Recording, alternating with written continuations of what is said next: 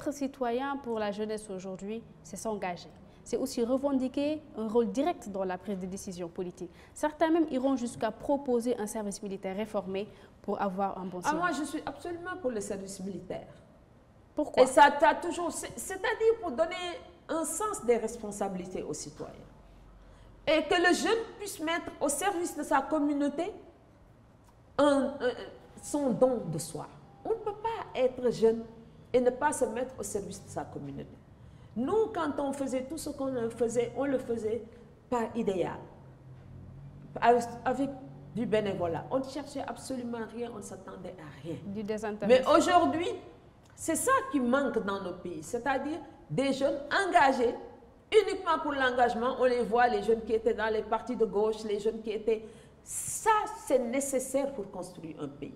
On ne peut pas se lever, avoir tout de suite des responsabilités, aller tout de suite vers du matériel, avoir tout de suite tout le bien. Et le matériel, ce n'est pas la chose la plus importante pour construire un pays. Effectivement. On doit, nous, en 1977, la seule année où j'ai milité dans un parti politique avec Cheikh Anta Diop, il nous avait envoyés dans les régions pour aller non seulement participer, mais c'est ce qui m'avait donné l'opportunité d'aller pour la première fois visiter toute la Casamance, par exemple. Voir ce que c'était mon pays de l'intérieur. Sortir de Dakar. Mais aujourd'hui, on ne fait plus ces choses-là. On le faisait, on n'avait même pas d'argent pour y aller. On se débrouillait. Il suffisait simplement d'avoir le billet, le transport, et aller à l'intérieur. Vous allez en France, dans la diaspora, les jeunes qui étaient dans le mouvement étudiant sénégalais, l'ASF, on les voyait dans les foyers de travailleurs immigrés. Ils faisaient de l'alphabétisation, ils les encadraient, on leur lisait leurs droits, on leur traduisait leurs droits dans les langues qu'ils connaissaient, le soninké, le halpura, etc. Mais ça, si on ne procède pas à l'encadrement de notre société, comment voulez-vous qu'on arrive à stabiliser cette société?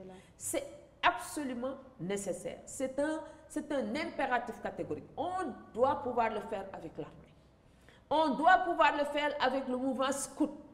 On doit pouvoir le faire avec le mouvement étudiant-élève.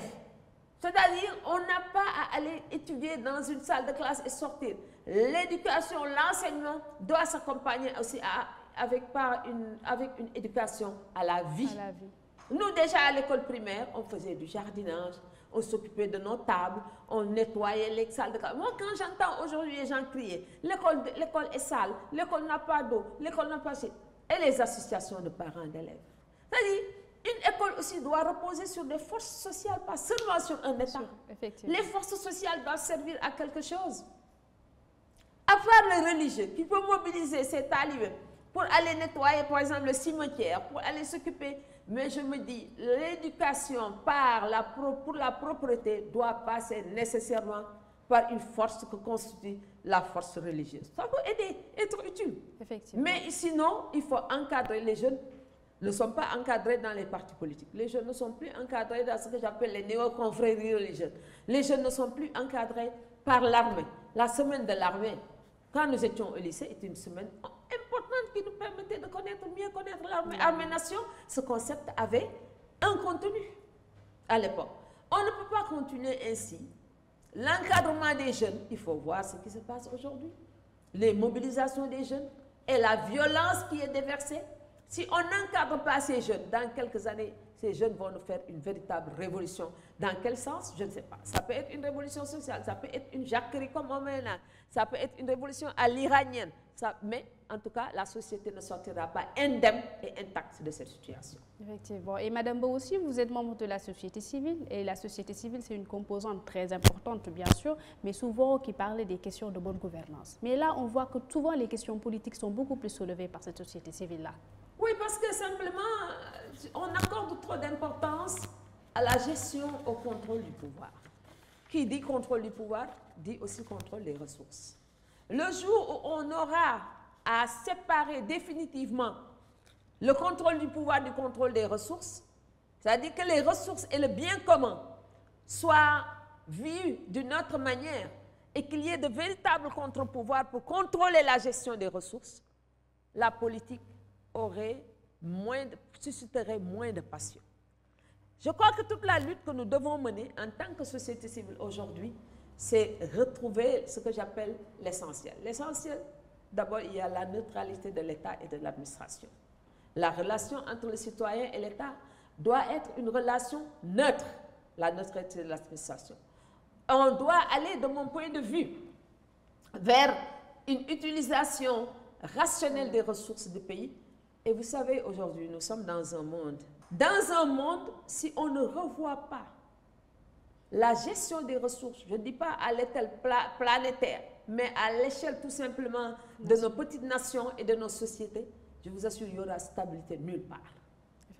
Aujourd'hui, la question des ressources, elle est à la base et au fondement de la stabilité des nations, dans le multipartisme, dans le multilatéralisme, les relations humaines. On ne peut plus continuer. Notre monde a atteint un point de non-retour. Et dans nos sociétés déjà, où nous ne sommes pas encore très riches, nous ne connaissons pas le développement, si on ne revoit pas la manière de gérer les ressources, s'il n'y a pas plus de justice dans cette façon de gérer les ressources, il n'y aura pas de stabilité. Effectivement, puisque ces ressources sont géostratégiques aujourd'hui. Absolument. Et comme vous le voyez, à la base de l'Ukraine, quand on creuse au fond, les ressources de la Sibérie sont un peu à l'origine de ce que nous connaissons aujourd'hui. Et pourquoi l'Ukraine et la Russie constituent les greniers du monde? On ne s'interroge pas sur ça. Effectivement.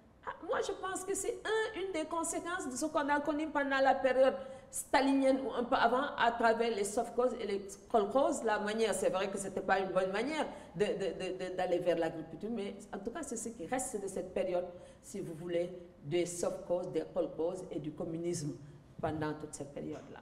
Donc, la question des ressources aujourd'hui, l'eau dans le désert, on a parlé de djihadisme et tout ça, mais le contrôle du désert et des ressources dans cette zone, que ce soit le pétrole, l'or, le diamant, tout ce que vous voulez, dans cette zone, fait que nous ne pouvons pas avoir la paix.